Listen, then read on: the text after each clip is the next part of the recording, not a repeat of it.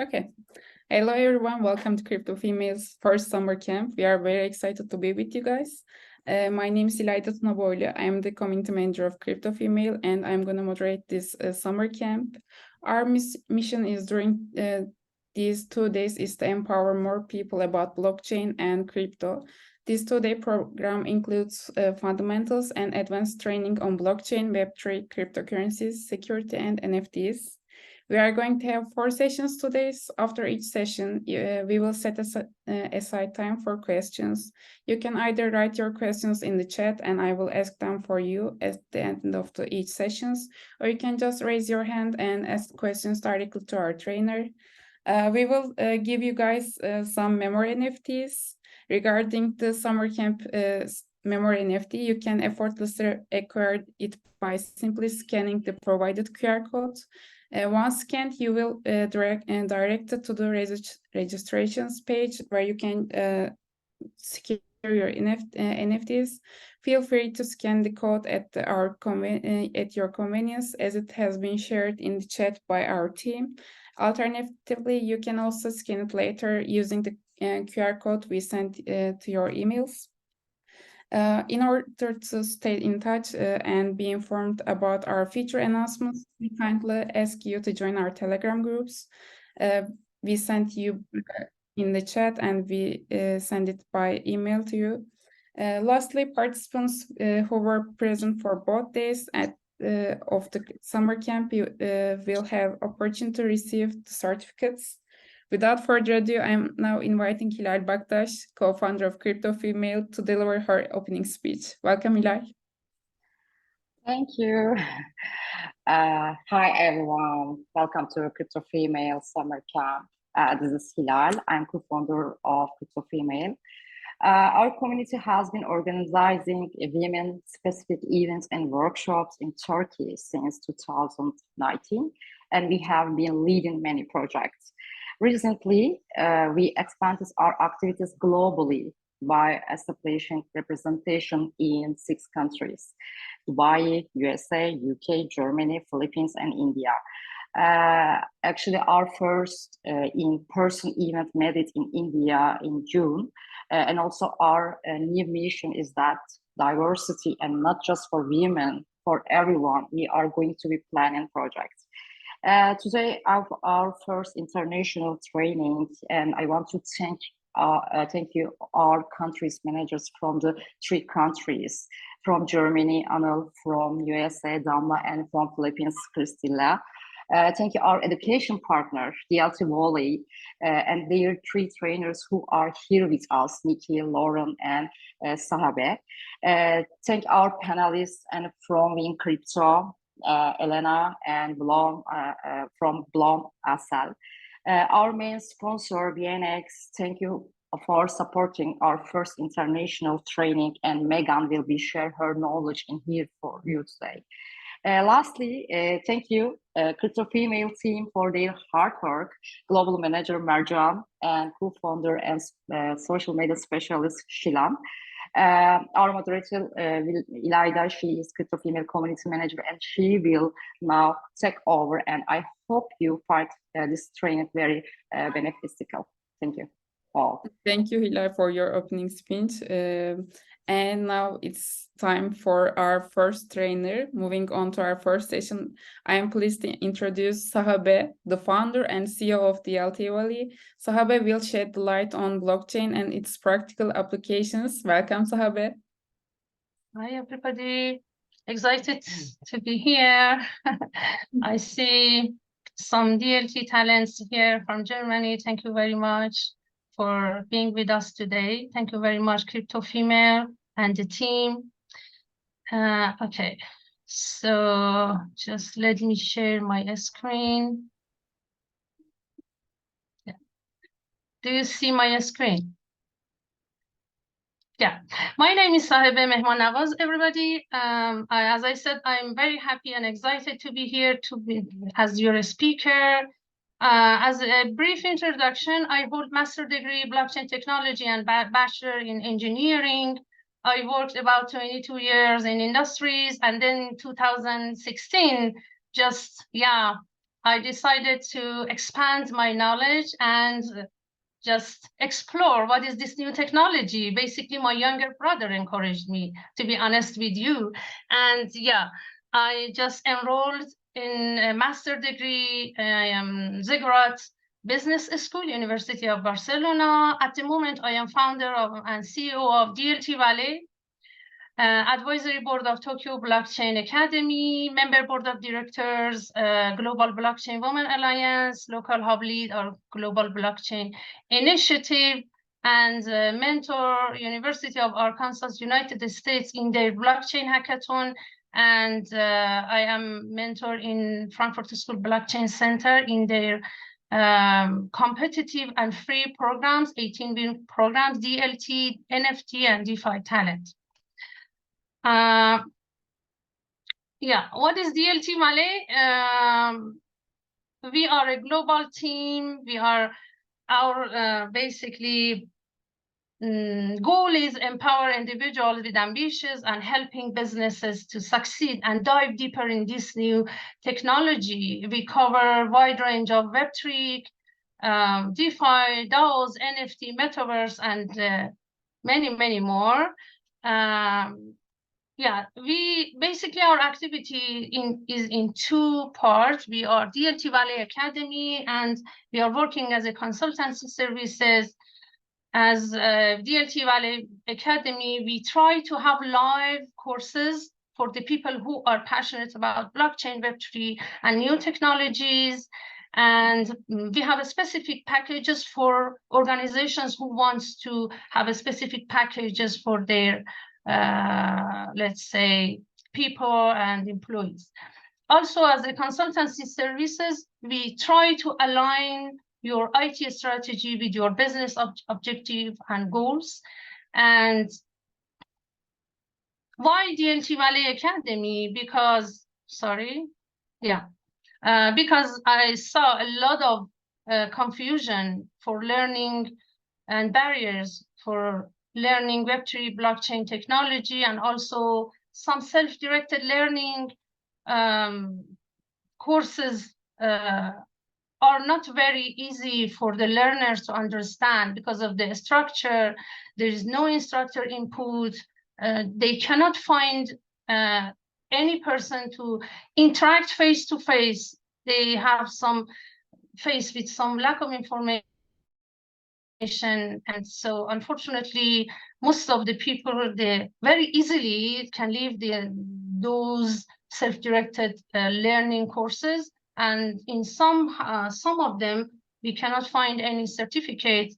Also, I just understood that in developing countries, there is like a poor education, and it causes many difficulties to find an international job. Also, work demand, as all of you know, and all of us know, just is changing. Demand for workforce skill is changing by technologies and new technologies. So yeah, I started just to think about DLT Valley 2021, and in end of 2022, I registered officially in United Arab Emirates, Dubai. Today, I'm gonna talk about very shortly about blockchain technology. As most of you may know about the blockchain technology, in simplest term, if I want to explain, blockchain refers to decentralized database. If you think of a traditional database like a spreadsheet running on a single computer, blockchain distributes that. So the spreadsheet runs on millions and millions of computers. It also uses state-of-the-art of cryptography that is very interesting. So that once information goes in, it is virtually impossible to get it out again without the original passcode or key. So it is a structure that stores transactions, let's say transactional records, and also known as the block, and in the public, in several databases, known as chain, in a network connected through peer-to-peer nodes. And typically this storage is referred to as a digital ledger. And the interesting thing is anybody can see the data, but they cannot corrupt it.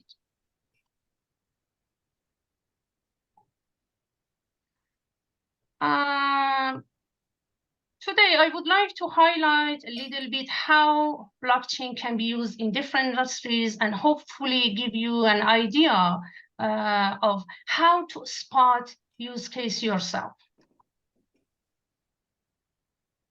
I always like to show this classification of use cases because rather than deep diving into the use cases of blockchain technology and straight go to the industry use case, I think it's very helpful to distinguish between two types of use cases that blockchain can be applied for. We can think about record keeping and also transaction. And also there is another thing that the combination of these two use cases, like record keeping and transaction, that this combination can compose the previous group, or it's not going to have any fitting with any previous categories. So for the record keeping, you can imagine, by having seen an example of ledgers, that you can imagine it as having registry and storing identity data on blockchain, which is very valuable, but also transactions and basically these transactions are nothing else than kind of dynamic records that you keep. You might have heard of a smart contract. A smart contract is nothing than if then statement. So if you hard code and then put it on to blockchain, that's is secure as records that keeping, and you can also store and come up with dynamic registry and payment solutions. Of course, we have a lot of up and running projects, and I think most of the use cases that we will talk about are and we see now actually are up and running, and the ones with actual positive economic value as I can say are cost-saving use cases. But blockchain, with its qualities it has potential to do much more.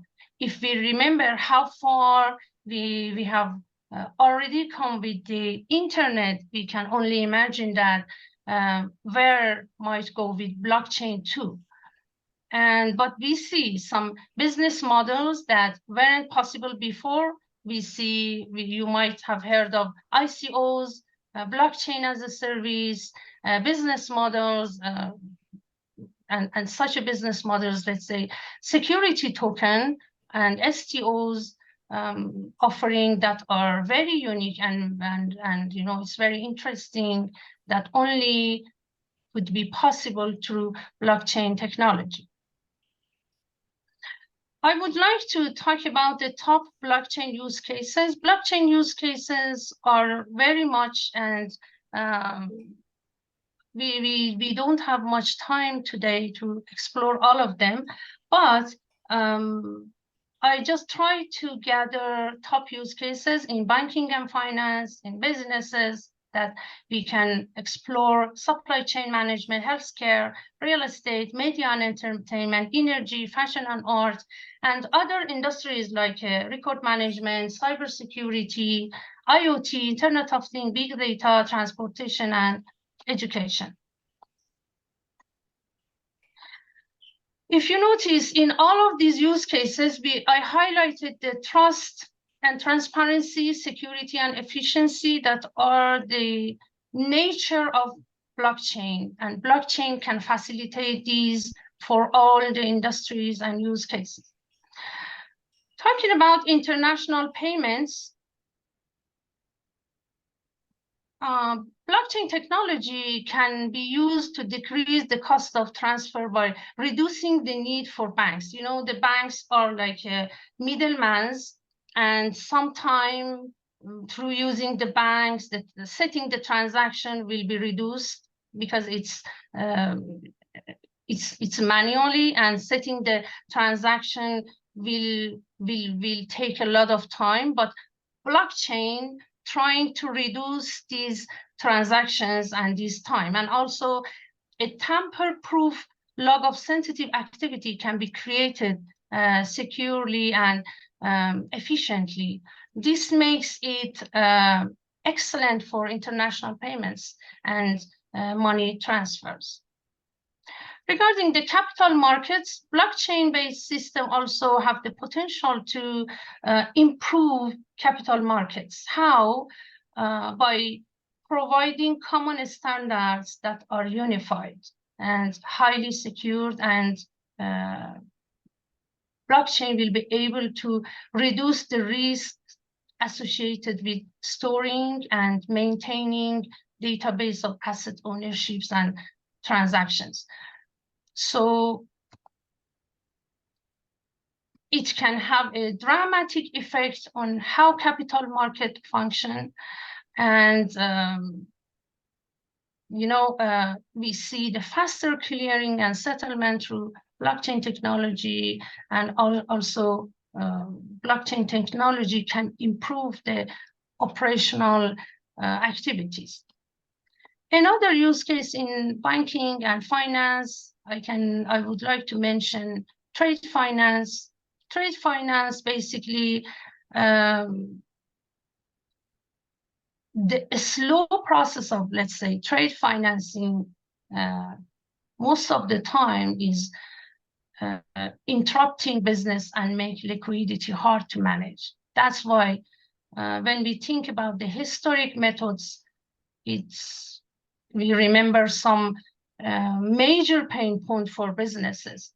And cross-border trades involves a large number of variables when communicating information, such as country of origin and product details and so on. And here, transactions generate high volumes of documentation.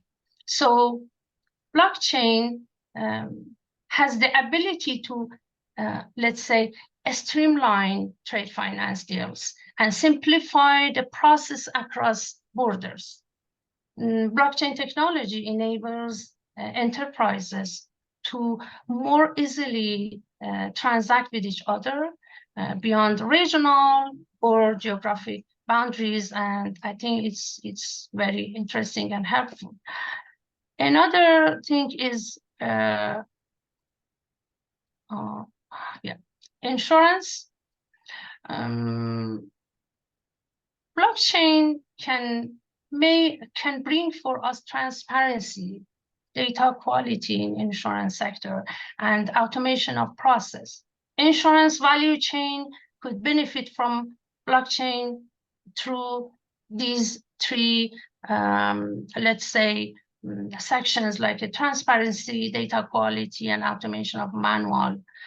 And sometimes, let's say, long process that we receive from manual processes and manual actions. Modern technology and new models help to tackle insurance main point. And I can say that the greatest blockchain application for insurance is through a smart contract. These contracts allow customers and insurers to manage claims in a transparent and a secure manner. All contracts and claims can be recorded on the blockchain, and they will be validated by the network, which would eliminate invalid claims. And if you see in the right hand, by automatic payouts, We can have quick and transparent actions, and it will lead us to have trust into users.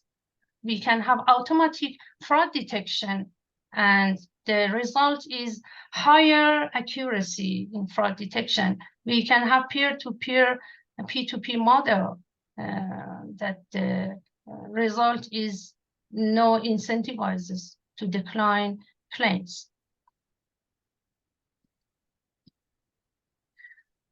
We have already peer-to-peer transaction. In the next session, I would like to talk about peer-to-peer transaction.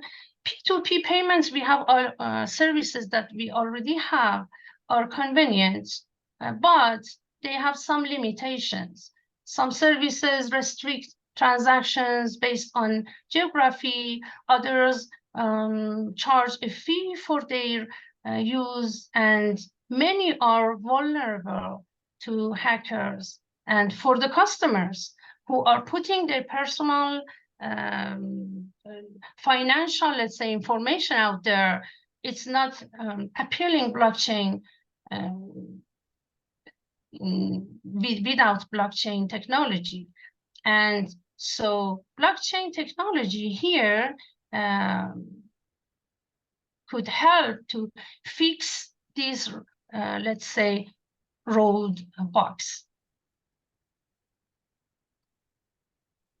Regulatory and compliance and audit also is another use cases in banking and finance, and how we can approach, we can say about the nature of the blockchain that is extremely secure. So it makes it rather useful for accounting and auditing, because it significantly decreases the possibility of human error and ensures the integrity of the records. On top of this, no one can alter the account records once they are locked in blockchain, and even though the record owners cannot just change, so it is tamper-proof. And blockchain can basically create verifiable digital objects such as data, documents, emails, audio, video, and etc. that are immutable and independent.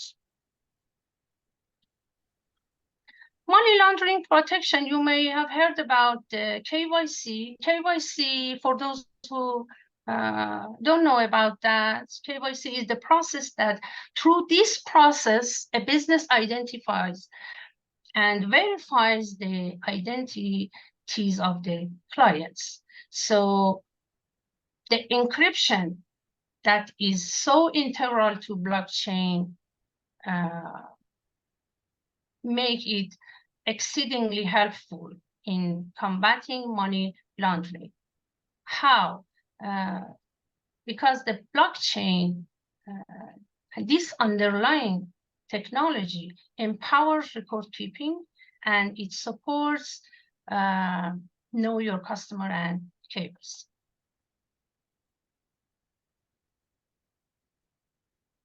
Blockchain application in government. I would like to mention record management. All of you know that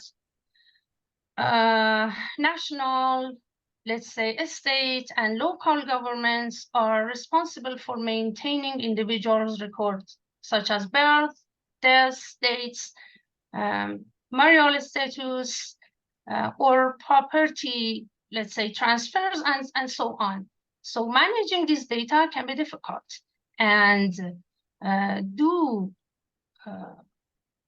and just managing all of this is not possible.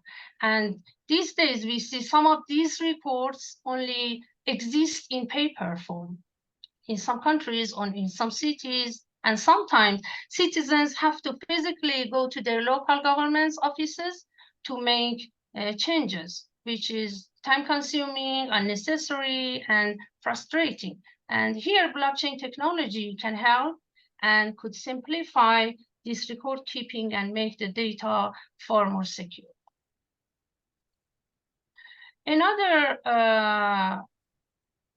use cases related to government is identity management. With blockchain technology, information about identity is auditable, traceable, and verifiable. In just a second, let's say. Individuals can curate their own profiles and control data sharing. Issuers also can easily connect with others and provide nearly instant verification of credentials. Voting. You know the process of voting and how blockchain can help voting. Blockchain technology, basically, with the strong security it has and can improve the security. And with this improving security, it has the ability to make the voting process more easily accessible. Hackers cannot just access to blockchain technology because even if someone were to access the terminal, he or she couldn't be able to affect other nodes. So hackers cannot access to blockchain technology. And so each vote would be attributed to one ID, and it's impossible to be able to create a fake ID. And finally, government officials could tally votes more efficiently and effectively. Yes, regarding the taxes, are just very, very short and very brief. I will mention taxes. The process of filing taxes is prone to human error. And here, with enough information stored on blockchain, this process would be much more efficient. I would like to, again, mention that many of these use cases, maybe we can, in the near future, we can find more use cases in these items, but because of the limitation of the time, I'm trying to briefly just mention how these use cases can be used and how blockchain basically can solve the problem of these cases. Non-profit agencies, charities are increasingly facing antitrust problems. Maybe some of you knows, or some of you work in these organizations. Blockchain could solve these problems through greater transparency. And the technology and blockchain, let's say, has ability to show donors that NPOs are in fact using their money as intended. Furthermore, blockchain technology could help those NPOs attribute those funds in transparent, more efficiently way, and manage their resources better and enhance their tracking capabilities, of course. Compliance, regulatory oversight.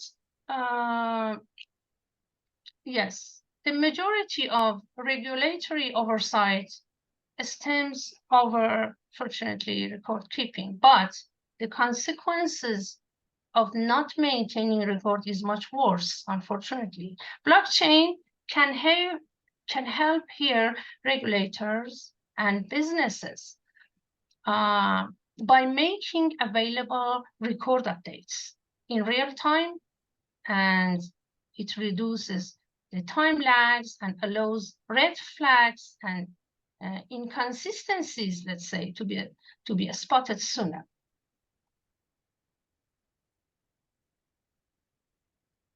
Okay, we are just approaching interesting use cases. I mean, my favorite use cases, business use cases of blockchain technology, supply chain management. Yeah, supply chain has long story. Blockchain technology has the potential to revolutionize supply chain management by providing increasingly, let's say, increased transparency, security, and efficiency, particularly in supply chain. Why supply chain looks little bit difficult? Why do have cross-border trade there? And every, in supply chain, we can say every player has his or her own standard, and it means that it's very hard to have one standard. They have different standards, they have their own operating system, and of course, the higher value your items are, the more corruption and lack of trust you will have. So I think that I would like to talk about the leading uses of the technology, I mean the blockchain technology in supply chain, which is one of them is transparency.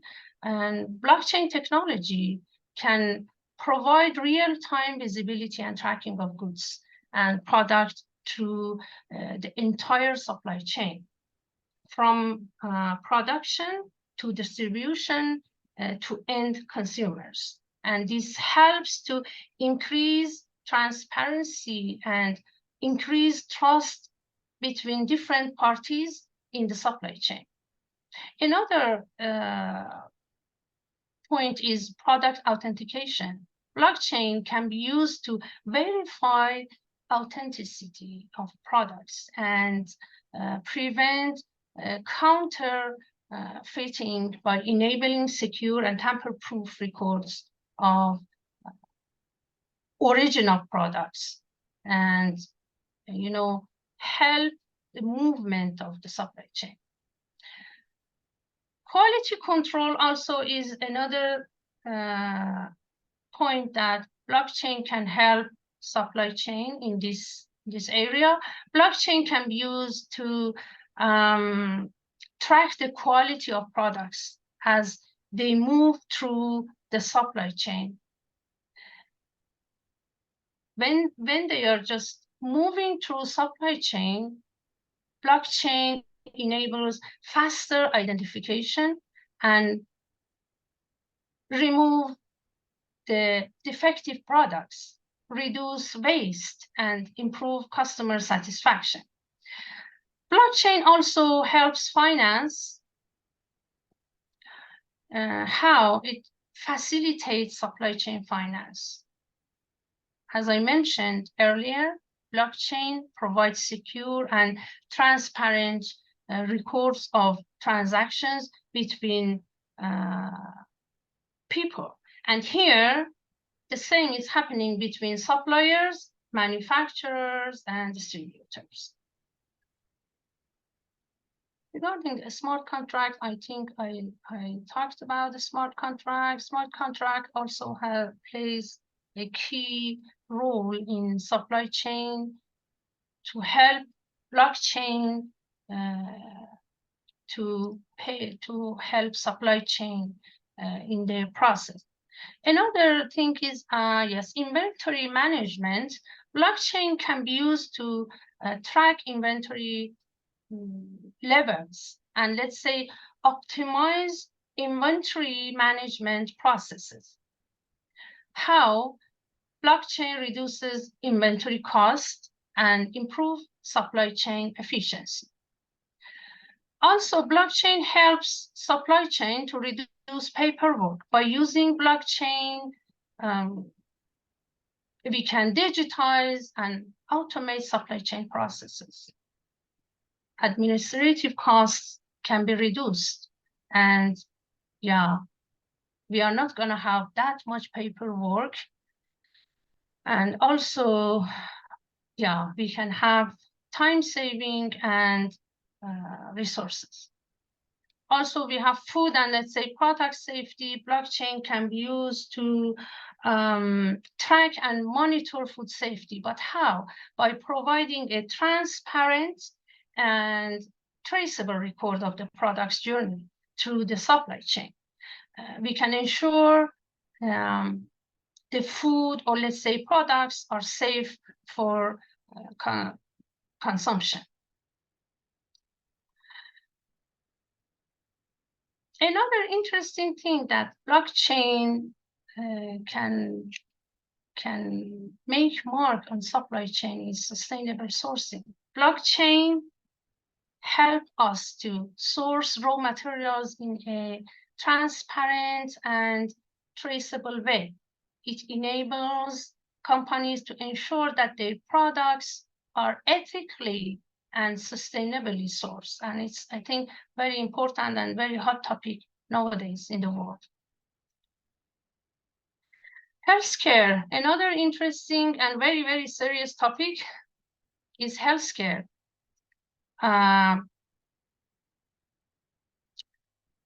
In healthcare, how blockchain can help? Blockchain fits situation, let's say situations, because we have a lot of situations in healthcare and in all use cases where transparency and immutability of the data are needed. So we have blockchain for identity management in healthcare. Fundamental to good outcomes, basically, in the healthcare sector is accurate and verifiable identification of individuals. For example, we have patients and providers. We have as well as organizations, for example, hospitals, pharmacies, academia, and other research institutes. Blockchain here enables secure identification. How? By adding integrity and transparency and combat differential, let's say, versioning of identities. This will become increasingly important as more data starts to follow from wearable medical devices and IoT, or let's say Internet of Things. So these data, for example, are, let's say, matched accurately with individuals, let's say, electronic medical records. So healthcare providers, we can now think about both individuals and organizational must provide accurate and up-to-date information on their location and services to enable, for example, patient to locate them accurately and so on. A blockchain may improve the accuracy of relevant information, and blockchain can create an immutable log of each time a data records, and blockchain makes everything tamper-proof and very transparent. Blockchain for management of patient consent and data access permissions also is another section that blockchain can help healthcare. Blockchain can enable a transparent, auditable way for individuals when they are using their unique credentials and encryption key to allow other parties to access their personal health data. And this includes granting authority for health professionals service providers, let's say, and other relevant actors. For example, researchers, we have social care providers, and they can access their medical records and other information for the purpose of direct healthcare delivery, or to permit research or other secondary uses of their data. And for managing medical and pharmaceutical supply chain, as I explained, how blockchain helps supply chain. Here also, most common use of blockchain in healthcare is through supply chain. In healthcare sector, blockchain is beginning to be used to manage supply chain for medications, clinical supplies, blood products, and medical, let's say, devices. Applications of blockchain in this sphere include product identification, tracing, as the same as the other supply chains, as I explained, product verification, notification and response, and the other relevant product and transaction information, such as like a licensing. I would like to mention, however, the healthcare industry is one of the most regulated, crowded, technology advanced, and difficult to break in. But you know, we cannot accept any mistake, and in this technology, in this use cases in healthcare. So up and running blockchain solutions are still in a few years away. Real estate, the average, it's very interesting. The average home sellers, home owner, sorry, sells his or her home every 5 to 7 years, and the average person will move nearly 12 times during their lifetime. With such a frequent movement, blockchain could certainly be of use in the real estate market. It would expedite home sales by quickly verifying finance, reduce fraud, thanks to its encryption nature, and offer transparency through the entire selling and purchasing process. Another business sector I would like to mention, media. Media companies have already started to adopt blockchain technology to eliminate fraud, reduce costs, and even protect intellectual property, IP, rights of content like music records. So here, according to MarketWatch, the global market for blockchain in media and entertainment is estimated to reach $1.54 billion by 2024. In energy sector, I'm trying to summarize because I have only 10 minutes. Energy sector also is another interesting topic in blockchain use cases. Blockchain technology could be used to execute energy supply transactions, but also to provide basis for metering, for billing, clearing process. Other potential applications include documenting ownership, asset management, origin guarantees, emission allowance, and renewable energy certificates. World of art and fashion is very interesting for the ladies. Blockchain can bring changes how art market operates. It can be utilized for many types of digital transactions, including collections, authentications, tracking of provenance and sharing ownership of artworks. Another application of blockchain is to improve traceability to artworks, as it is a complex cryptographic technology. We can track the complete journey of a painting. For example, let's say a sculpture or any valuable object from its creation to its final destination.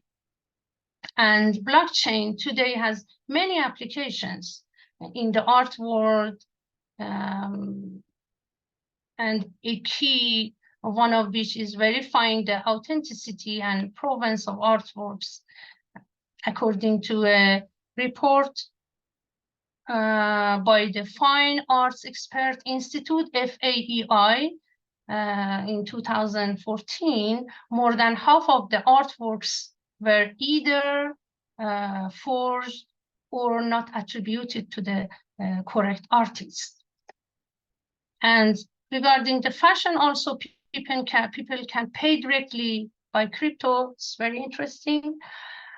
Brands like we see, like Nike, Adidas, Gucci, Prada, and etc., have all joined the metaverse, and we will see more fashion brands will follow. Selling NFTs became profitable these days, and these fashion and luxury brands plan to doing that.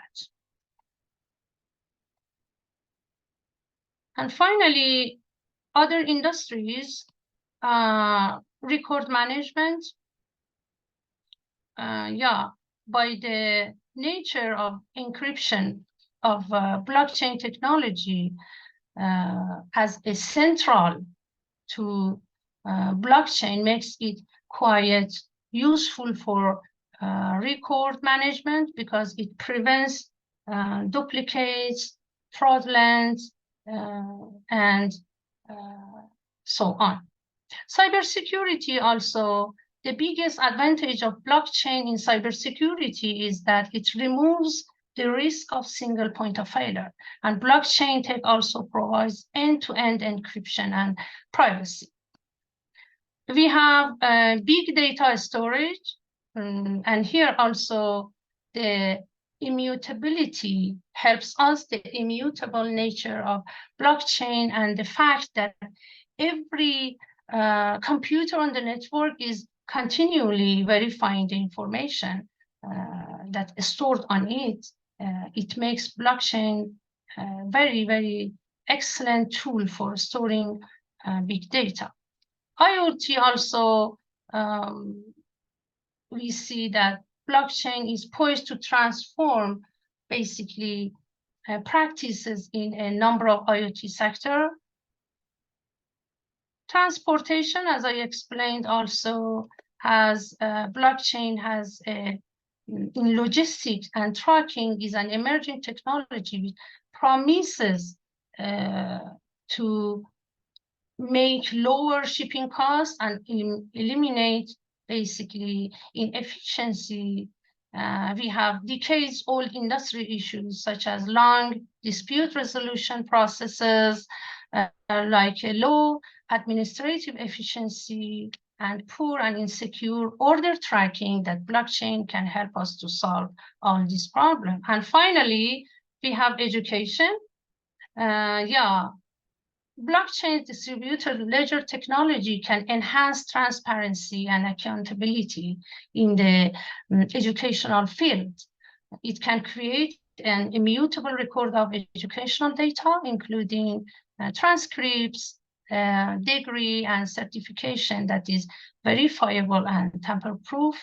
And we can use blockchain for storage file. We can have partnership platform. Smart contract also can enhance the student accountability. And also another thing is the payment through cryptocurrency by any of blockchain platforms. Thank you very much, everybody. I hope you enjoyed the session, and if is there any question, feel free to ask. Thank you very much. Thank you for your presentation, Sahebe. It was perfect. And if no one is asking any questions, we are next up. Our trainer is Niki Weiss. She is from the LT Valley Core Team USA, and Niki will explain what is Web3 and how it's used in projects. Niki, welcome.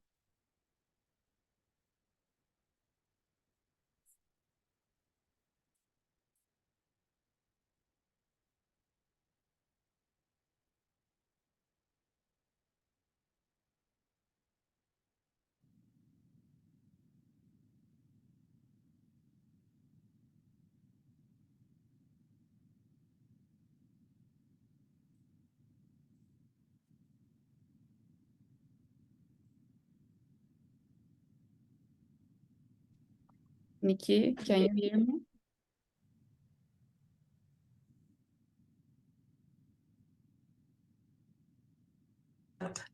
Yes, please. Let's try it again. Hello, I love welcome when again. technology actually works. It's all good. All right, folks, let's try this again. So welcome. Hi, my name is Niki Weiss. Sevilla and I have known each other. Oh my gosh, it's been over a year now since we met through some of our blockchain communities on LinkedIn.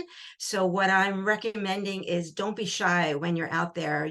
I'm here in the United States. Sevilla is in United Arab Emirates. We are worlds apart.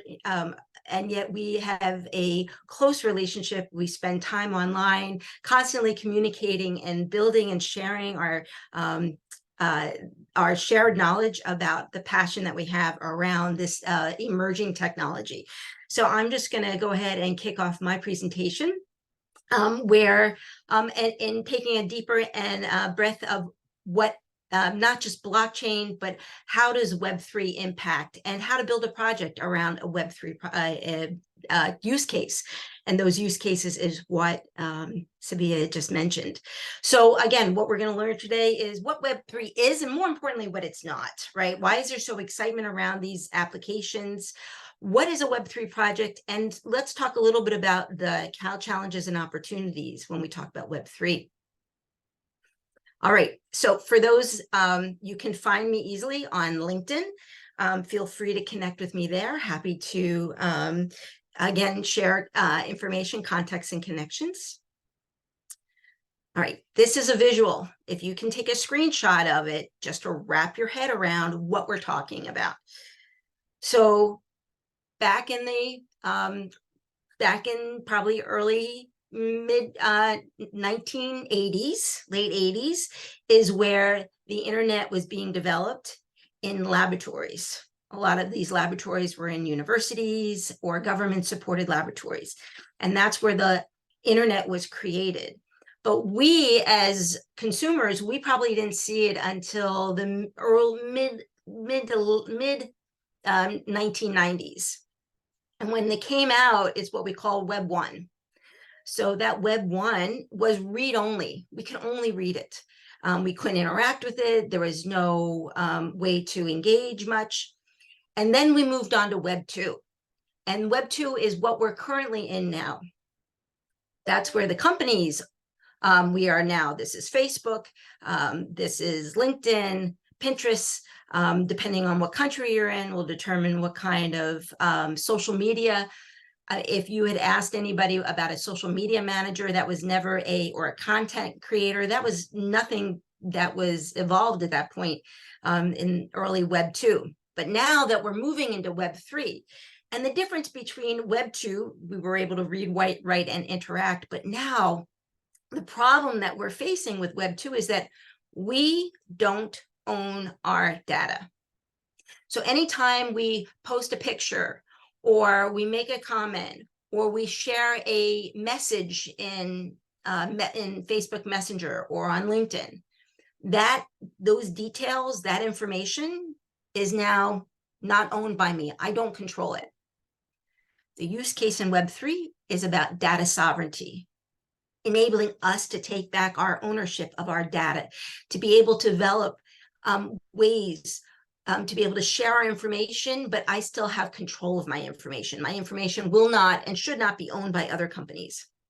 Where in Web 2, my data has become a commodity to these organizations. So that's what makes Web 3 so exciting. What's also exciting is the evolution that we're currently in.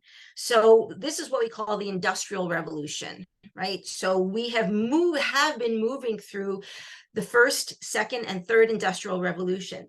And I would say probably in the last 6 months has been the most exciting. And the reason is because probably just before maybe a year ago, just as blockchain was organizing itself as a storage infrastructure, it was the rollout of AI, and more importantly, generative AI, ChatGPT, that has catapulted us into this fourth industrial revolution. And I want you to keep in mind that when we have AI, quantum computing, and blockchain, when that convergence comes together, it's going to be explosive when we are in this fourth industrial revolution. So keep that in mind. Okay, so this is where my video is going to come. For those that are new or you've been around for a while, this is going to be, we need to understand what this technological mindset means. Because I always use our cell phone as the perfect time capsule on where we've been in the last 30 years. And depending where, when you were born, but I remember when I used to make telephone calls in 1985 like this. When the telephone was attached to the wall, or I couldn't go very far, or when I was out and about within the city, the only way I was able to make a telephone call was through a payphone. And for those that remember, you had to put money into the payphone. And if you didn't have enough money, you would get cut off. Here comes my video, folks. It kind of really lets you know where we've been. It's called flashback or throwback from 1995. This is when the internet first came out. Millions of Americans own a personal computer. If you're one of them, you can now glimpse the future with nothing more than a modem, a phone line, and a few dollars a month.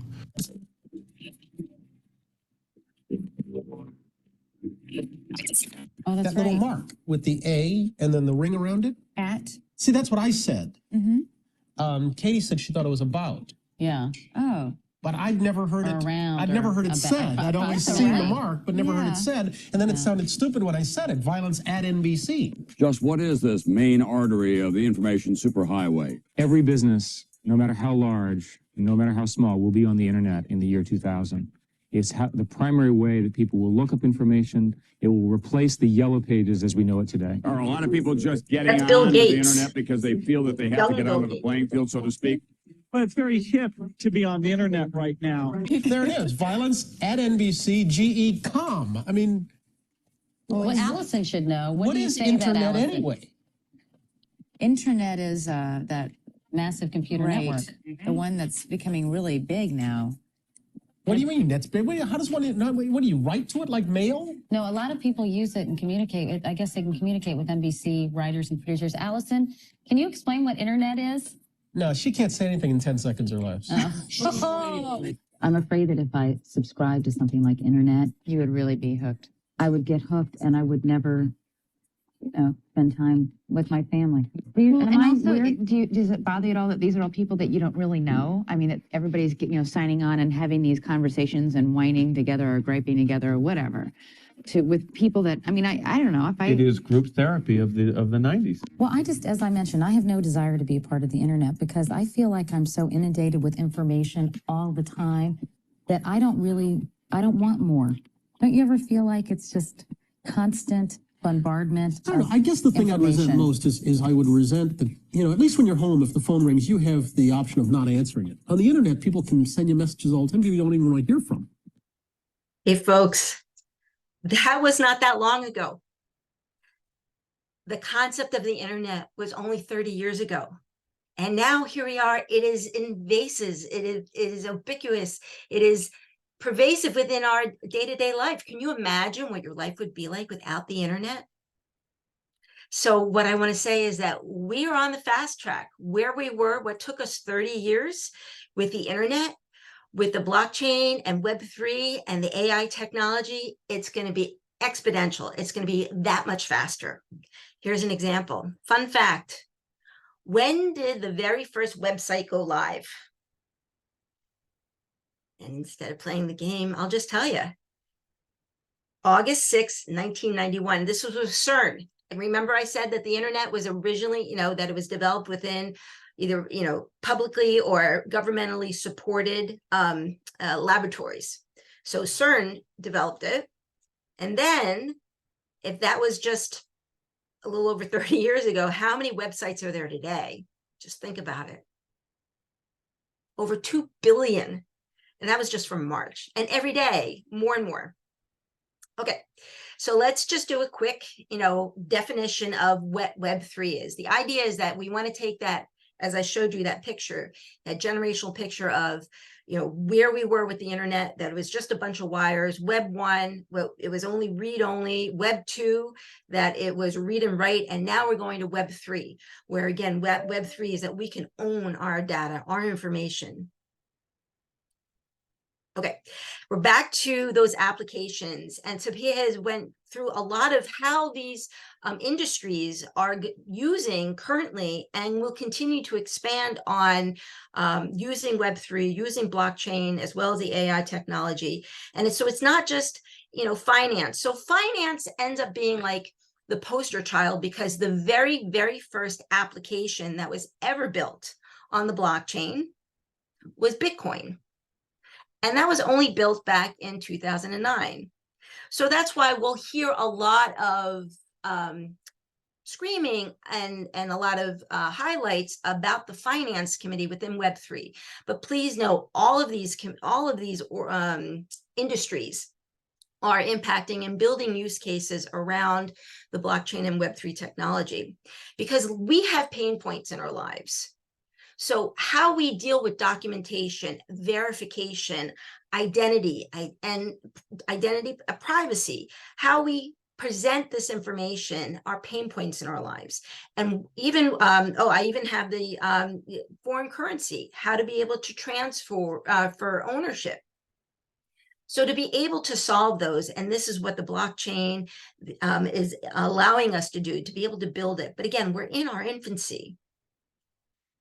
Again, just from a historical perspective, that those that remember when we talk about applications, apps, back in 2007, when the iPhone, and this is the iPhone 4, first came out in 2007, there were only 4 applications available on the iPhone, only 4. And now we have millions of applications available in the Apple Store.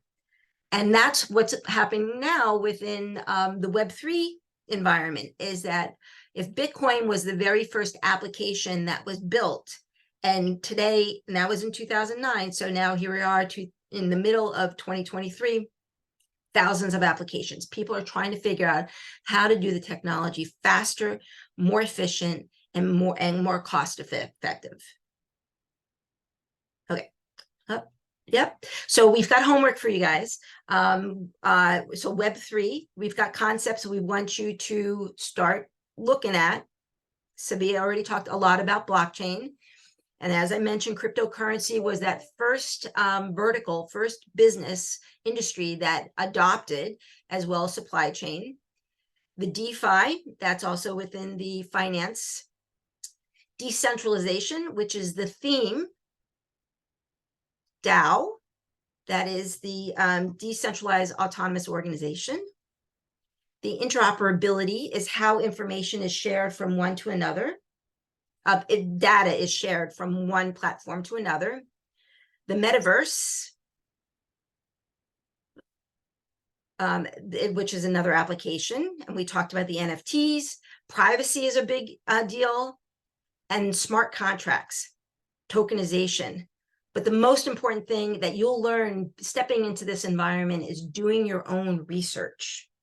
And that's going to be the most important part, because reading a book is probably going to be, by the time it's published, it's going to be outdated. The information is changing so fast. And the other piece is you need to be looking at multiple sources of research. You can't just look at one stream of where that information is coming from. You need to go deep and wide to understand how this technology is impacting our current situation and how it could or will impact, because you as an entrepreneur need to start thinking ahead. Like it's like you're a surfer, right, on a surfboard out in the ocean, and you're out there and you're looking back, looking for the wave.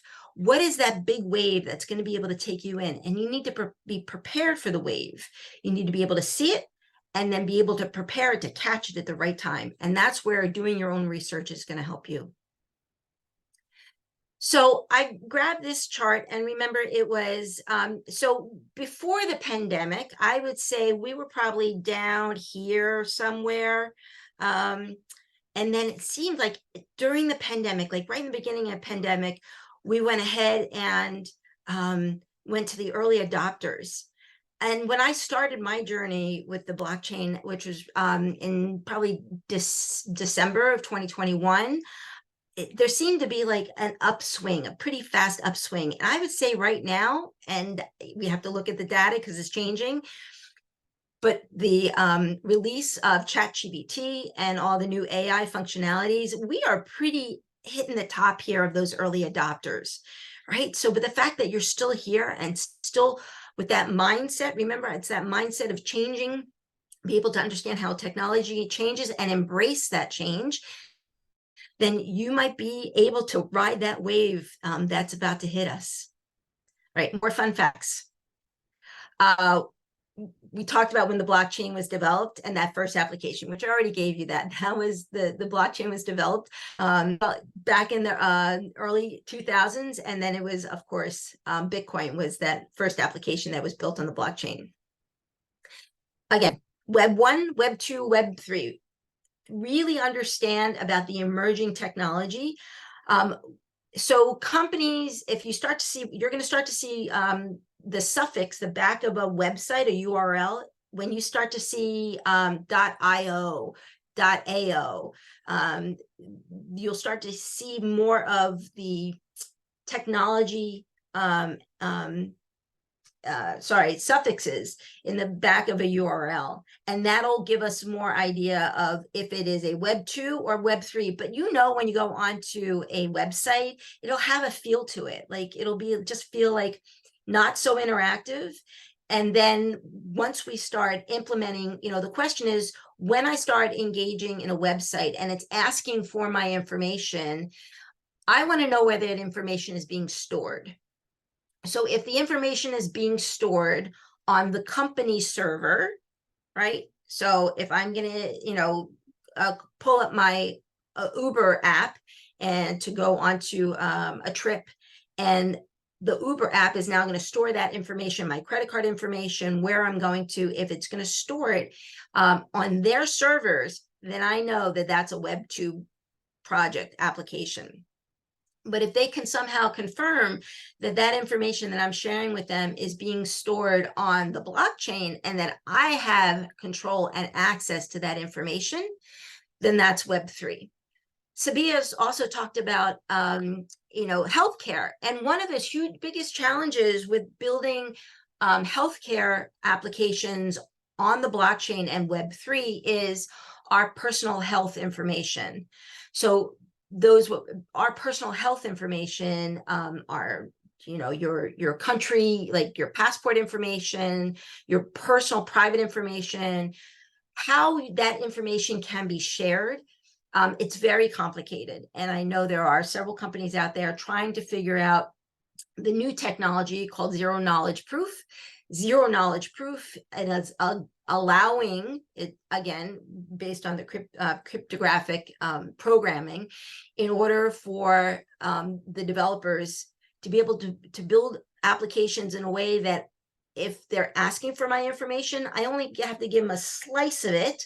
I don't have to give them all my details and information. And then also, I can pull that information off to be able to pull back the control of the information.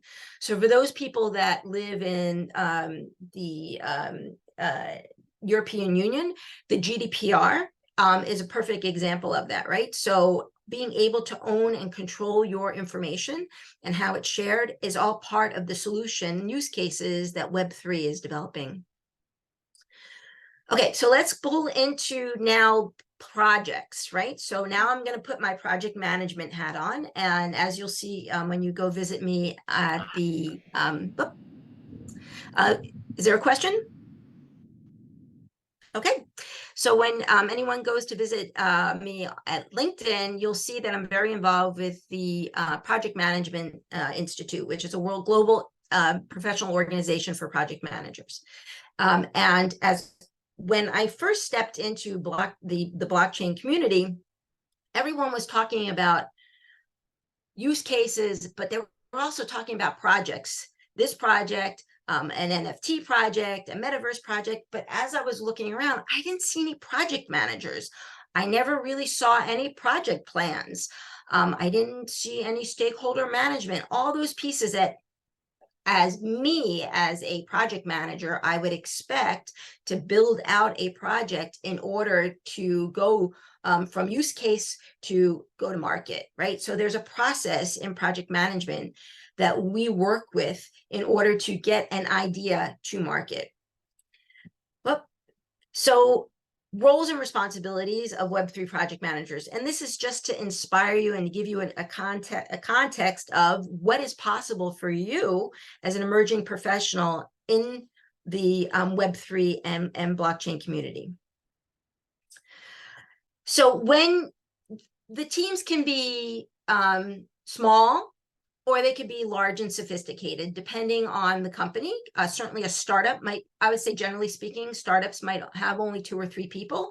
And those 2 or 3 people will actually, managing 2 or 3 people might be managing all of these roles and responsibilities, which is a lot. And that's not even the business aspect of it, right? So you've got finance and marketing and sales, right? So all those pieces also come into play from a go-to-market standpoint. But if we just stay on the technology side, because really blockchain and Web3, really, we're talking initially about technology, but then the technology will somehow cross over to that go-to-market readiness and to be able to build out that team as well. But when you're building the technology, these are usually the professionals, and they could be individuals, or individuals can hold multiple titles within based on their skill sets.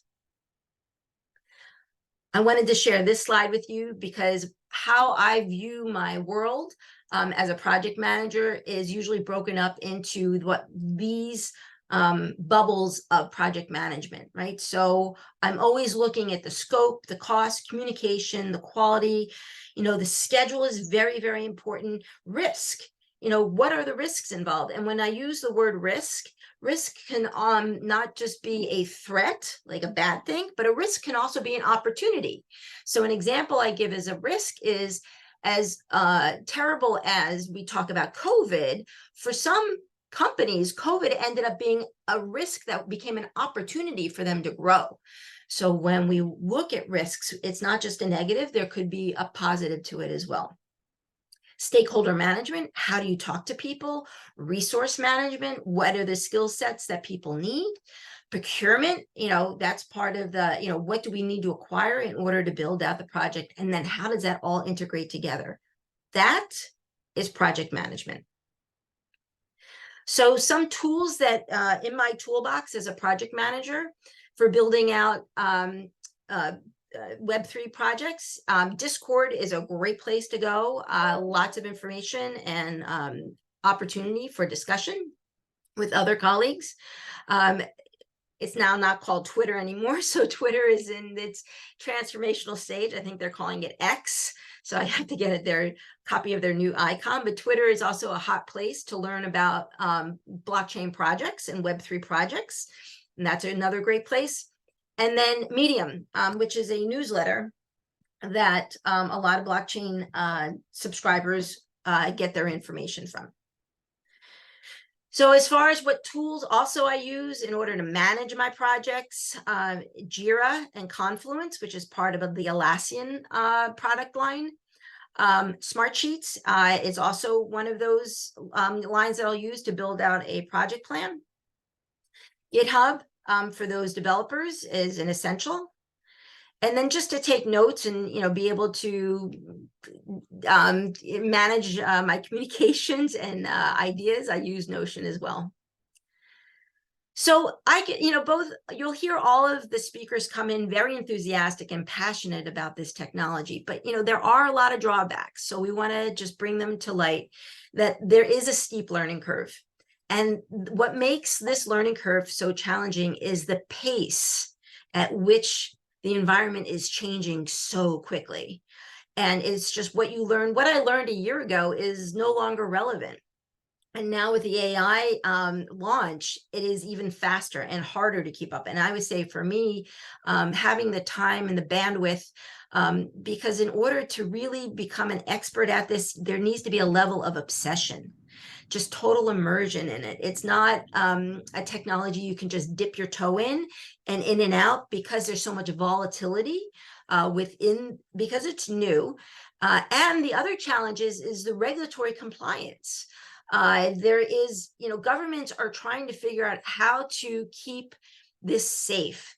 And there's been a lot of scandals. There's been a lot of data breaches. And much as we say that blockchain and cryptocurrency is supposed to be a safer way to keep your data and your information, your money safe, there have been very large publicized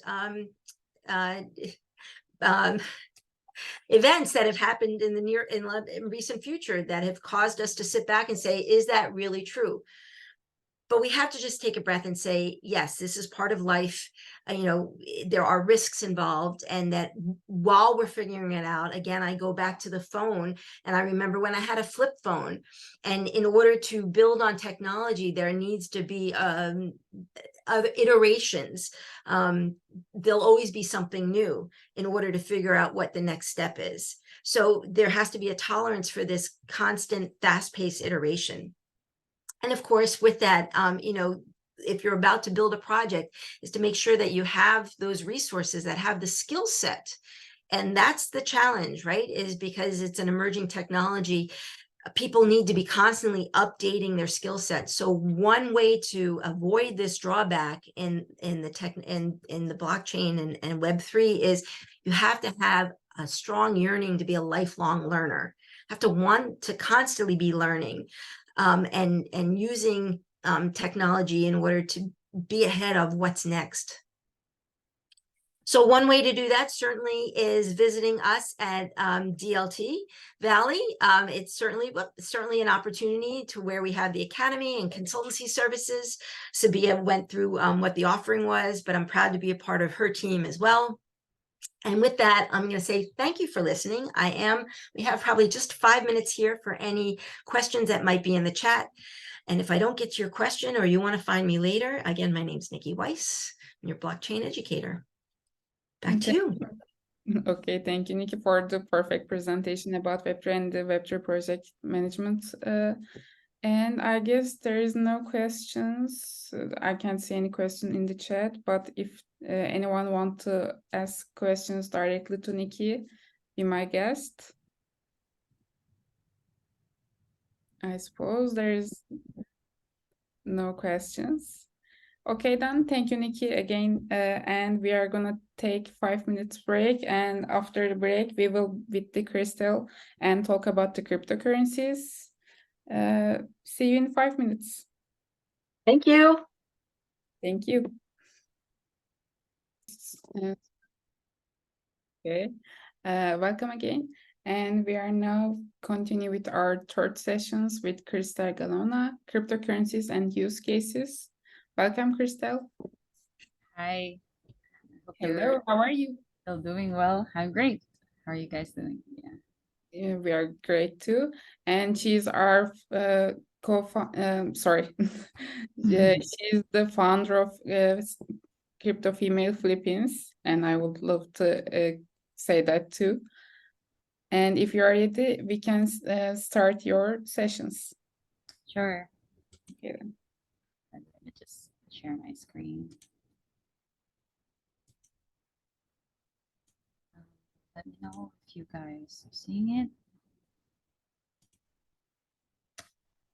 Is the screen visible or? Yes, we can see your screen right now. All right. Okay, perfect. Okay. So hello, and again, welcome to CryptoFemale SummerCamp. And it's Krystelle Galano, and I'm from the Philippines. So I'm the founder of CryptoFemale in the Philippines. And not just that, I'm also a co-founder of newscall.co, which is a PR agency, and also a CMO of Stars, and as well with the affiliation partner with a Binance and feed content creator. So right now, it's an honor to guide you through an in-depth exploration of cryptocurrencies, whether you're a system expert or brand new to this field.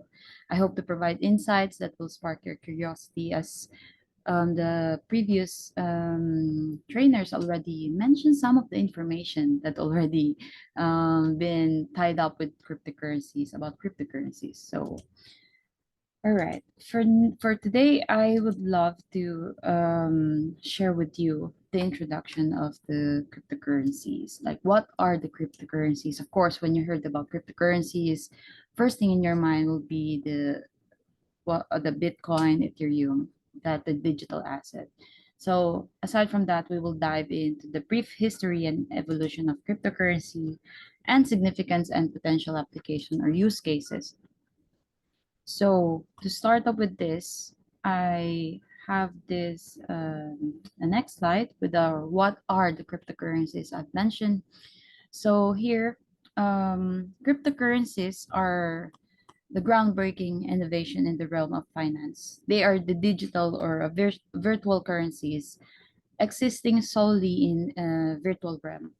Unlike the traditional fiat currencies that we know, US dollar, euro in different countries, cryptocurrencies operate on decentralized networks that previously our trainer mentioned about the blockchain, relying on the blockchain technology.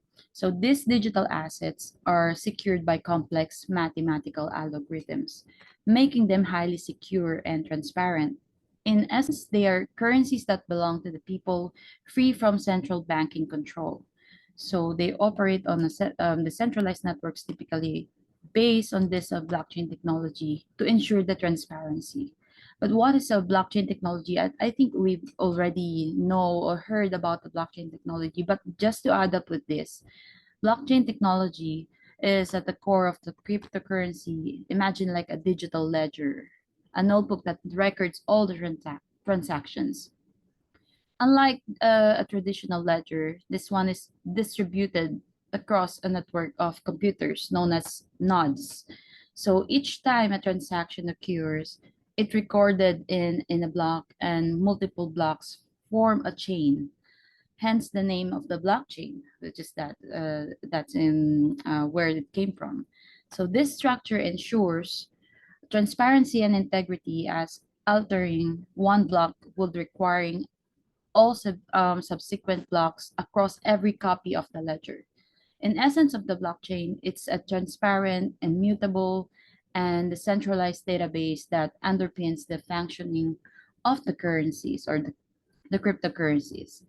But how are these cryptocurrencies created? Like for you, already just have a knowledge, like her hearing about the cryptocurrencies, this Bitcoin, Ethereum, other altcoins that you've heard, but none of you have or having a curiosity like how does it work? Like who is the responsible for validating the transaction in the crypto network?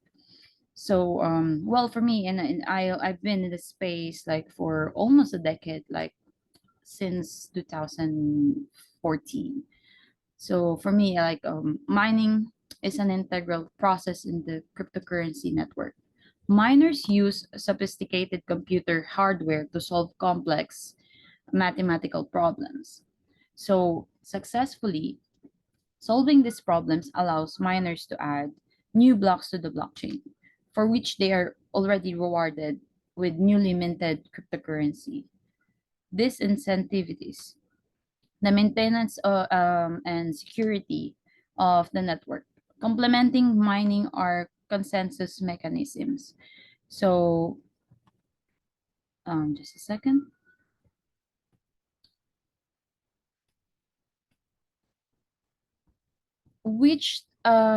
Sorry for that. Which are the rules that govern how transactions are confirmed and added to the blockchain? Common mechanisms include proof of work or proof of stake, which you guys are really probably familiar if you've been in the space for several years. Each of these ensuring that all participants in the network are agree on the validity of the transaction. Now you might have wondered, how do you store or trade these digital currencies? That's where wallets and exchanges came into play. A cryptocurrency wallet is a digital tool that allows you to store, send, receive cryptocurrencies. It's akin to a digital bank account. Like, just to share you my personal experience, the first time that I had here in the Philippines involved in the cryptocurrencies, it's very not usual that I have a smooth transaction through the banks that didn't understand about the cryptocurrencies, that how I use my digital bank. But the last time that I have is that there's a bank that opens up and have a knowledge in cryptocurrencies. It takes a lot of good things that happen, that they are really into digital. Well, now probably it's more digital a world that we're evolving. So a cryptocurrency wallet complete the unique addresses and keys for security. Exchanges, on the other hand, are platforms that facilitate the trading of cryptocurrencies. Like, think of them as a digital marketplace where you can buy, sell, or exchange the various cryptocurrencies. Whether you're an investor, you're a trader, or simply curious, wallets and exchanges are essential components in the world of digital assets. So, from the next presentation, I would like to share with you the brief history and evolution of cryptocurrencies. So I don't know if you guys have familiar that, or did you know that there's an early concept about cryptocurrencies way back in 1990s. I personally speaking, that I have been involved with crypto for the earliest that I can manage or think, 2014, early 2014. But the early concept about cryptocurrencies is really in 1990s. The concept of digital currencies emerged even before the internet became widely accessible. There's a company that or there's a person that introduced DigiCash. This was the brainchild of David Chum. He is a pioneer in the field of cryptography and digital privacy. So in the late 1980s to early 1990s, David developed the concept of digital cash, a form of currency that could be used for secure and private online transactions. So imagine, we all know that this just has been like 2009 or early 2000, but it has been in there in 1990s. So although this DigiCash itself did not achieve the mass adoption, so probably not everyone knows about it, it's a concept and principles that had profound impact on the development of later cryptocurrencies. The idea of private and secure digital transactions, as well as the foundation of cryptographic protocols, influenced the creators of modern cryptocurrencies like Bitcoin. So going back here, and I would love to discuss about the birth of Bitcoin. The genesis of cryptocurrencies can be traced back to 2009, as I've said, with the creation of Bitcoin by an anonymous entity, or most of you know about Satoshi Nakamoto. but I think a group of name. Well, we didn't have a chance to know him personally. Yes, most of the experts didn't have a chance to meet this group of people. But Bitcoin's white paper, if talking about the Bitcoin, the first time that we have heard about the white paper, not all of you, or probably most of you, have read about the Bitcoin white paper, which is the peer-to-peer electronic cash system. But if none of you read all of the information about Bitcoin white paper, I would suggest and advise to read that really, really well and understand the whole idea of what Bitcoin is, because it will gain you a lot of valuable information if you would love to have a project or a company or something that you have in mind, like an idea. You should be informed from that route of the Bitcoin. So it was outlined the framework of the centralized digital currency that could function without the need for intermediaries like banks. So the innovative use of this blockchain technology with a decentralized and tamper-resistant ledger, as earlier that we had talked about the blockchain, this tamper resistance, it addressed the double spending problem and paved the way for the birth of the first cryptocurrency. This epochal release also introduced the underlying technology that would reshape in. So after Bitcoin, there has been the rise of this so-called altcoins like Litecoin and Peercoin. So Bitcoin's success led to the emergence of numerous other cryptocurrencies, often referred as to these altcoins. By 2011, cryptocurrencies like Litecoin and Peercoin were launched, each bringing unique features and adoptions. Litecoin offered quicker transaction times, while Peercoin introduced an energy-efficient consensus mechanism. The landscape was rapidly diversifying. So it's really interesting that you guys have known, most of you have the knowledge in some other altcoins like Litecoin and Peercoin, because those are the pioneers of the digital currencies. But moving on, we have this next one, the expanding use case of Ethereum. So most of you, of course, know, if you already knew about Bitcoin, for sure you have this Ethereum as another digital asset. So Ethereum and smart contracts are tied up. If you dive deeper of the information or the previous evolution of Ethereum. Ethereum is a significant milestone in the cryptocurrency evolution. It was launched in 2015, created by Vitalik Buterin. So I just wanted to share that this guy, I've met him personally when I attended in some conferences in, I think that was in Dubai, just to share with you. He is a very interesting person. Like, he has a lot of information in his head. Like, I wonder, like, it's a great thing that he invented this Ethereum, it's introduced the concept of smart contracts. We've heard about the smart contracts, allowing for programmable and self-executing agreements. This innovation expanded the potential application of blockchain technology beyond mere. So to fund the development of the Ethereum, the project held an initial coin offering. So this is very, very big, like, I don't know how you call that, but yeah, ICO. When you heard about ICO, of course, the last years, which is I got involved with, is an ICO projects.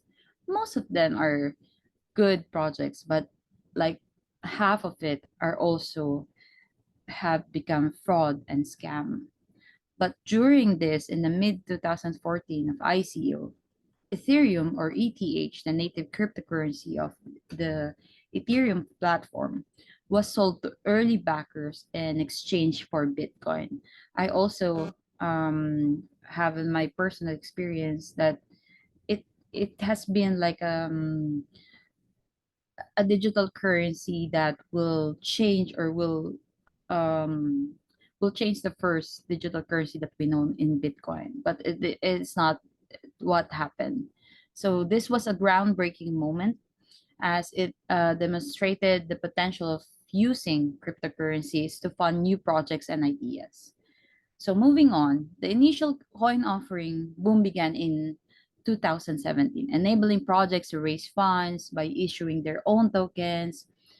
Attention, these cryptocurrencies or these ICOs, these fundraising methods allowed projects to raise funds by issuing their own tokens and coins. So it has been popular for the startups securing capitals without traditional constraints of venture capital and public offerings. But however, the lack of regulation and oversight led to both groundbreaking innovation and, unfortunately, what I've said is the cases of fraud and scam. So I think I given a lot of information about that, but yeah, we can move on with the significance and potential application or use case. So for the significance, cryptocurrencies are the game changer. Far more than the novel means of exchange, they represent the shift of this financial world. Their decentralized nature allows for greater financial inclusion, opening doors for unbanked population around the globe. So the speed and efficiency of cryptocurrencies transaction provide a robust alternative to traditional banking methods, and even more, cryptocurrencies and blockchain technology extend far beyond the financial sector. Their application across various industries is redefining the way we conduct business, manage data, and interact with the world around us. So let's start with the decentralization. What is decentralization? Probably you guys have seen this decentralized exchanges. There will be centralized exchange, but we move with the decentralized. Just to explain more a bit. Decentralization flips the script on traditional systems. Instead of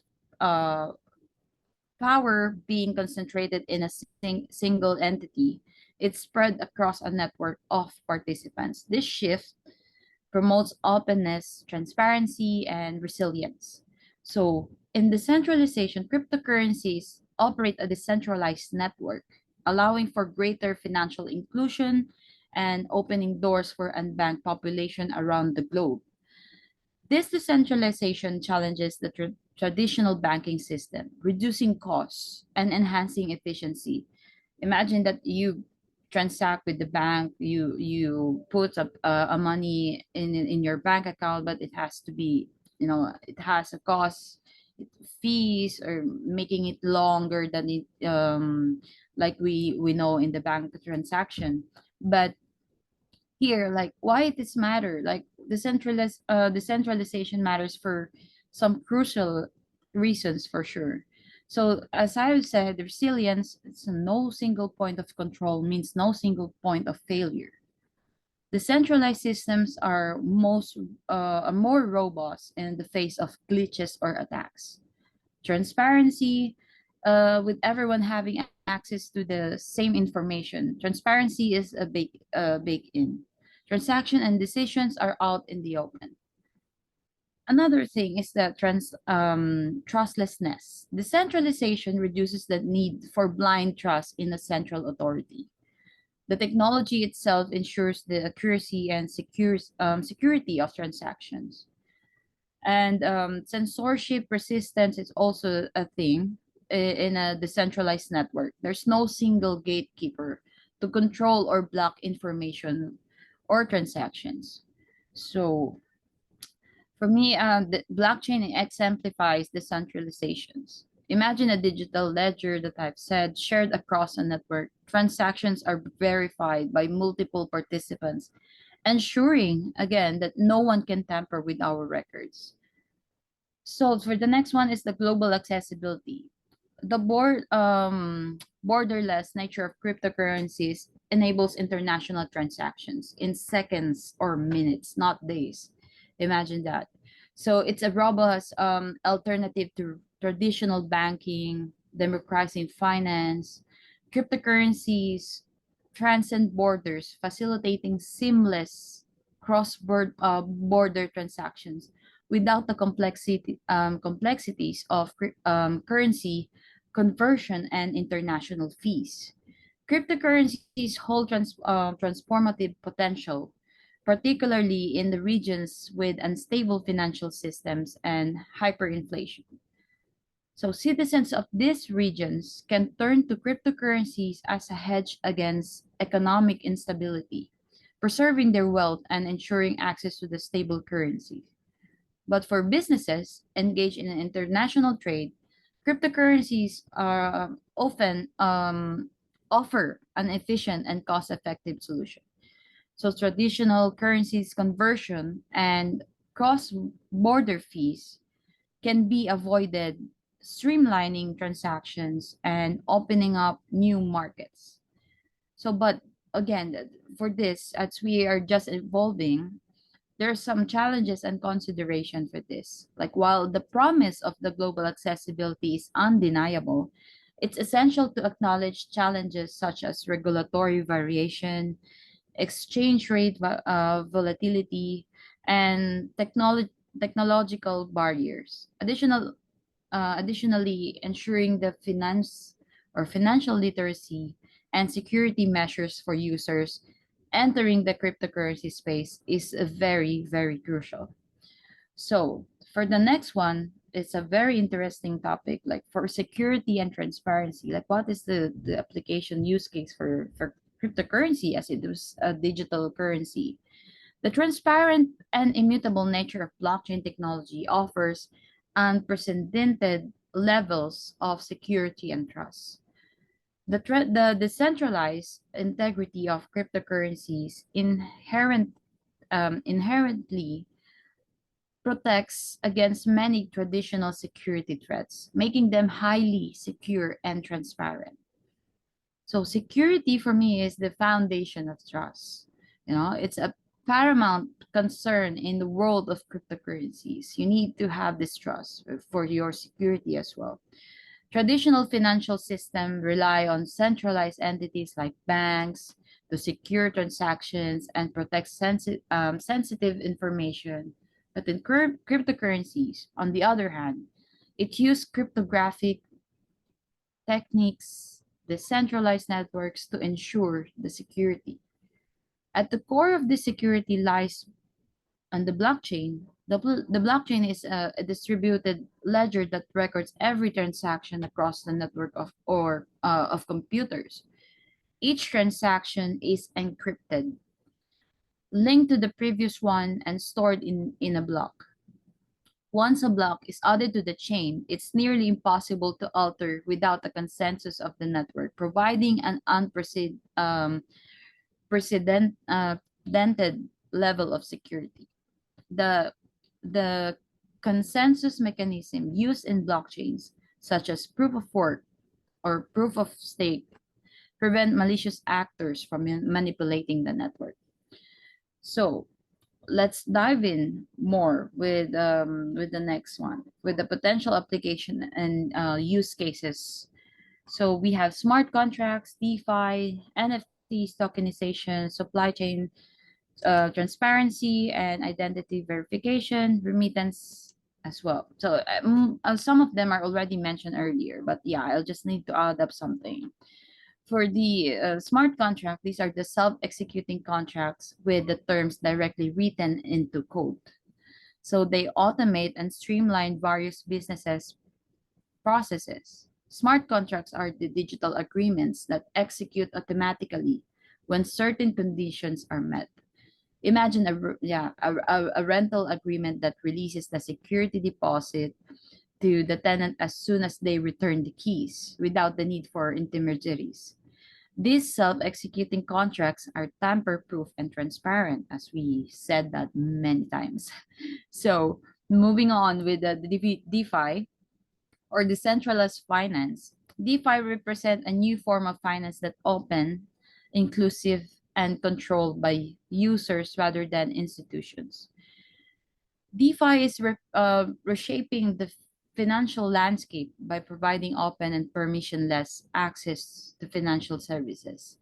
Through DeFi platforms, users can lend, borrow, and also trade and earn interest on their crypto assets. So this ecosystem operates autonomously through smart contracts, bypassing traditional financial intermediaries. DeFi empowers individuals who are excluded the traditional banking services, enabling them to access financial tools, earn interest on their holdings, and gain control over their financial future. So moving on with the NFTs, of course, after DeFi, we have these NFTs, like a unique digital assets, like represent ownership or proof of authenticity of a specific item, which is we have here the CryptoFemale. If you can see that there's like a memorabilia of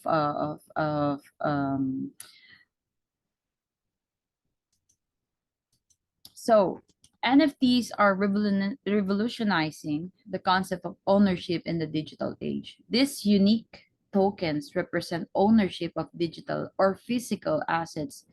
Use blockchain to verify authenticity and provenance. So artists and creators can tokenize their work, ensuring that each piece is a truly one of a kind. It can be bought, sold, and collected securely. Here in the Philippines, we have adopted firstly the NFTs because there has been like a play to earn games that they own this kind of digital asset, proof of having an ownership, their designs, their like it's definitely like it's only for you. So NFTs have breathed new life into digital art, music, virtual real estate, and collectibles, providing creators with new monetization and reshaping how we perceive digital ownership.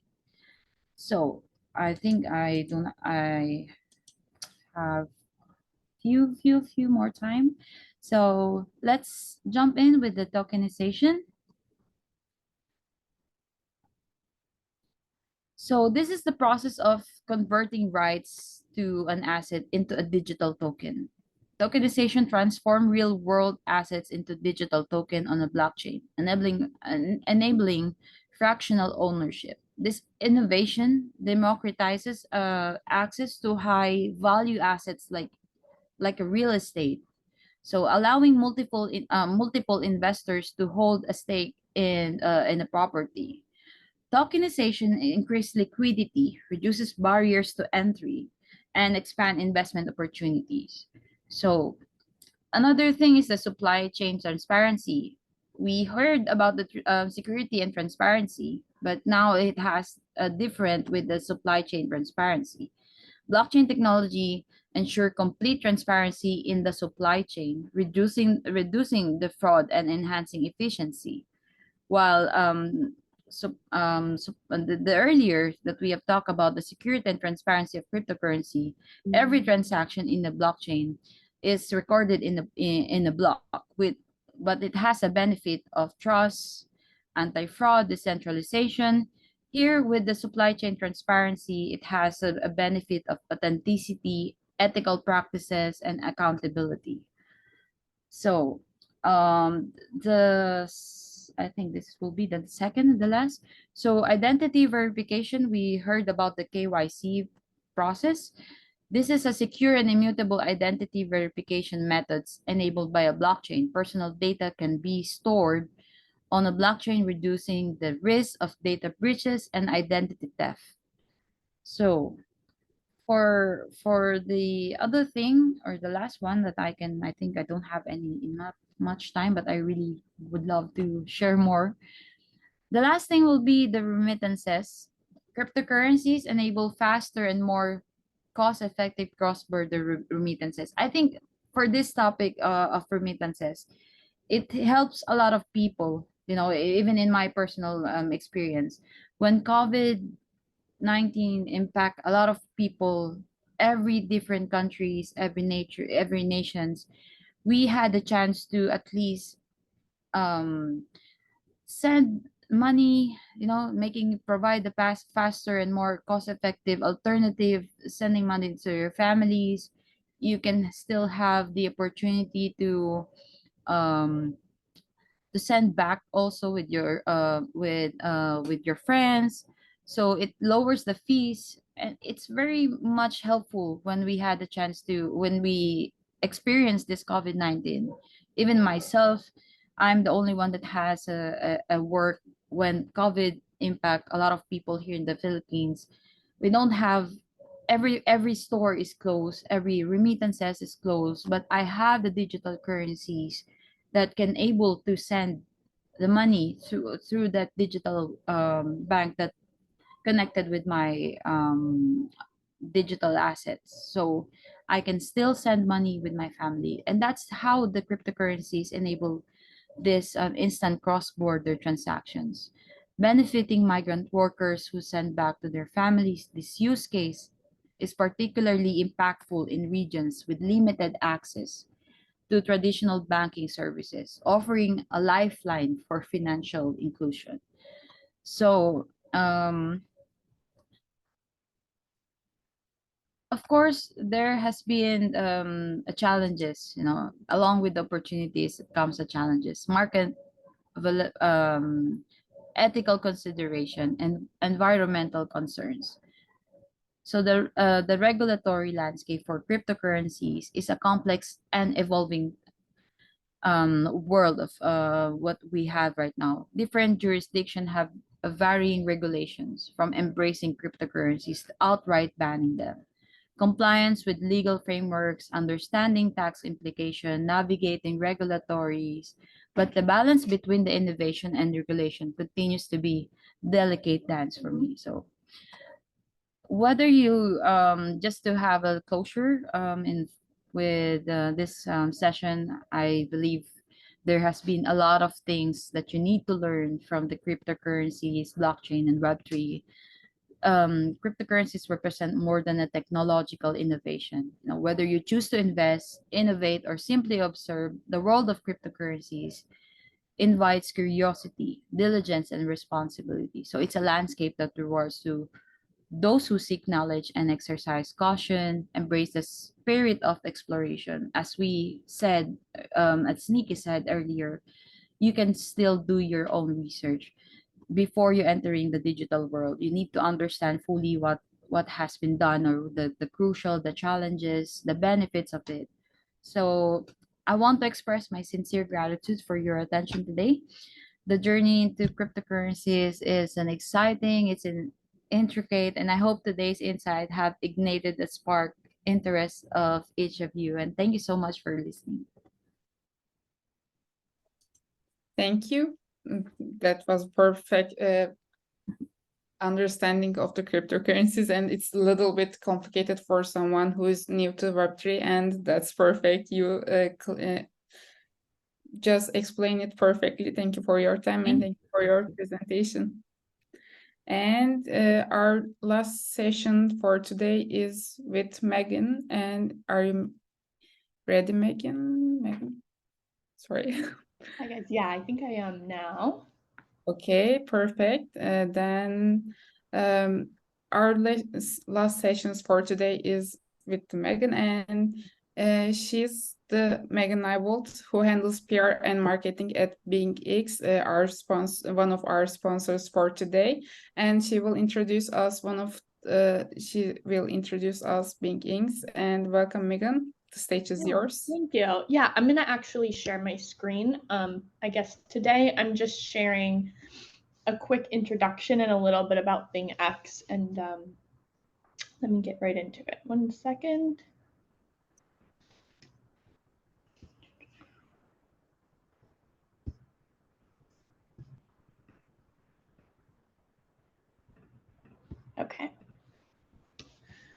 Hopefully this works.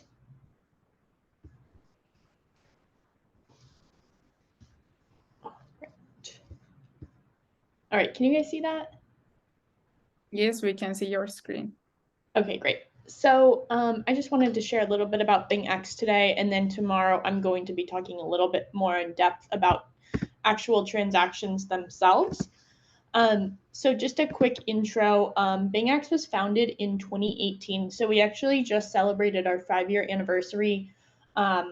We did a bunch of milestone events worldwide, and we have traders around the world. We actually did, I hosted one of our biggest events here in Miami. That's where I'm based. I guess I should do a little intro. So I'm head of brand and PR for BingX here in North America.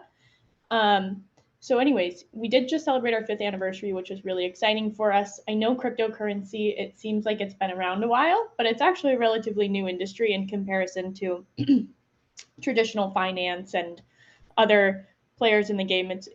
We're all still very early, which is exciting. And we were actually the first crypto exchange to launch social trading services, which is a concept that's more common in traditional finance, and we brought it over into the crypto world to help teach beginners how to trade. And essentially with social trading, what you can do is you have professional traders, and you can look at how they trade and learn, their risk tolerance, and see exactly how you would like to trade and understand, strategic moves you can make based on the market. And it's essentially a way to learn. So anyways, our values are, we pride ourselves on being innovative, reliable, friendly, and social. Like I said, we do try and tailor ourselves to helping beginners and learning how to trade, onboarding more people to the ecosystem. We're actually focused on onboarding the next 1 billion crypto users is our goal. And like I said, we are just set out to provide trustworthy and transparent services for all users. And I believe a few of the other guests spoke to kind of the difference between a centralized and decentralized exchange and how you can transact on the blockchain. So we are a centralized exchange.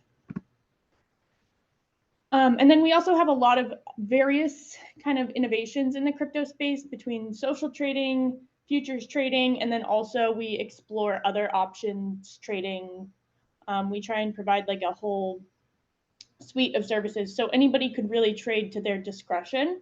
I know a lot of beginners actually kind of think that cryptocurrency is a bit intimidating because there's not a lot of resources out there where you can, typically you just log on and you put money in a wallet and then you begin trading, which is kind of a little bit of a scary task given that you don't know a ton about the ecosystem. So it's great that we're all gathered here today, kind of teaching one another exactly, what we've experienced and how we're contributing to the greater ecosystem. And so like I said, we're 5 years old. From 2018 to 2023, we've had some milestones that we're really proud of. I'll let you just quickly take a glance at this. And so as far as our social trading goes, I really want to emphasize the social trading aspect of it because it's really great for beginners. You can essentially pick from elite traders, professional traders, copy traders, and see who fits your risk tolerance when you get into trading. This is just one way you could get into trading, essentially, is by actually following somebody. That's the point I really want to push is like, typically people get into trading and they just go for it. Like I said, they fund their wallet and they'll invest in a project that they feel is promising, or they'll buy a coin like a Bitcoin or an Ethereum. Whereas there are other options to get into trading. And then we can also, I want to touch on this more tomorrow as far as like the different types of trading.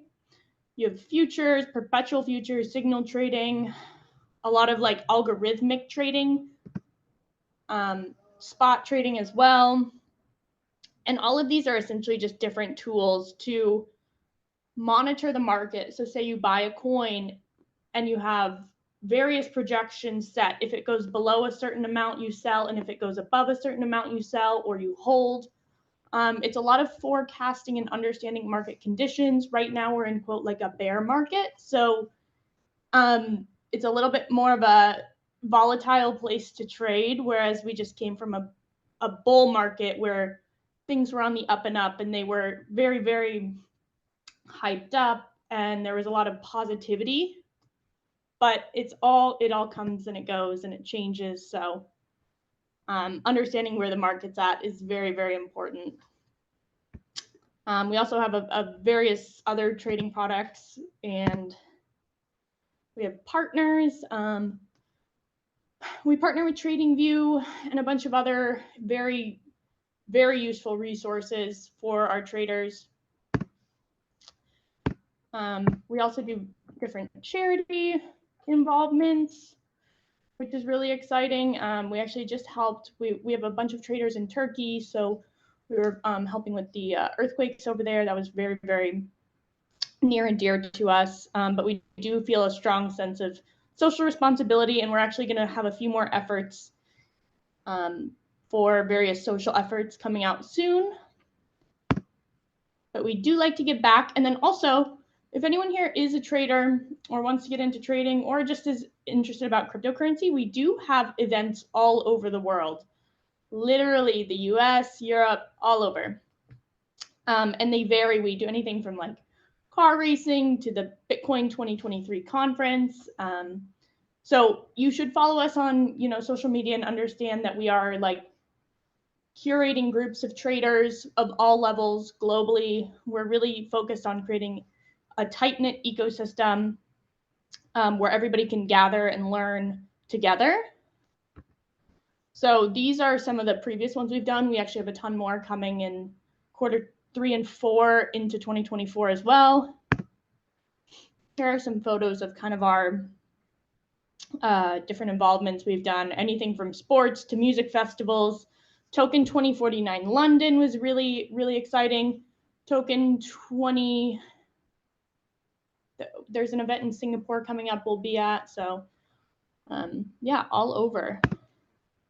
And then we do have different media coverage. That's kind of what I focus on, is more so handling media inquiries, coverage.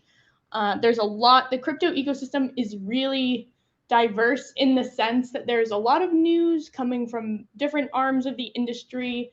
So you really need to understand, like, everybody always says, do your own research. And I strongly, strongly second that. No matter what you're doing in the market, number one rule is don't do anything that you don't know.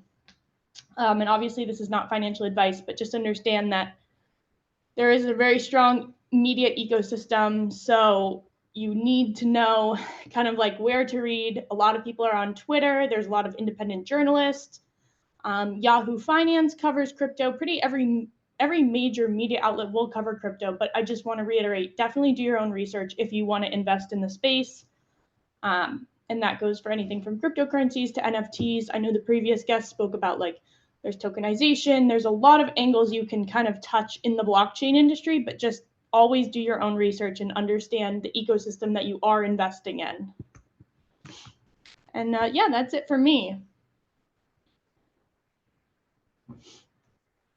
Thank you for your presentation and your time. And if you have any questions, you can just directly ask Megan, or just you can save it for tomorrow, because she will have sessions tomorrow too. And if you have not any questions, we can just say thanks to Megan. Yeah, thank you guys for listening. I know today was a little bit more so just an overview of BingX, and tomorrow is a little bit more of the educational aspect of it. But yeah, it's been great to speak with you guys. Thank you for your time. Okay, then see you tomorrow, Megan. And Amazing. that's it for today. SummerCamp Day 2 will start at the same time tomorrow, and we will talk about blockchain security, transactions, NFTs, and GameFi. And thank you for our speakers and everyone who took a part. Let's meet again tomorrow for day 2 of our SummerCamp, and rest well, and see you soon. Thank you. Yardımcı olabileceğim başka bir şey var mı?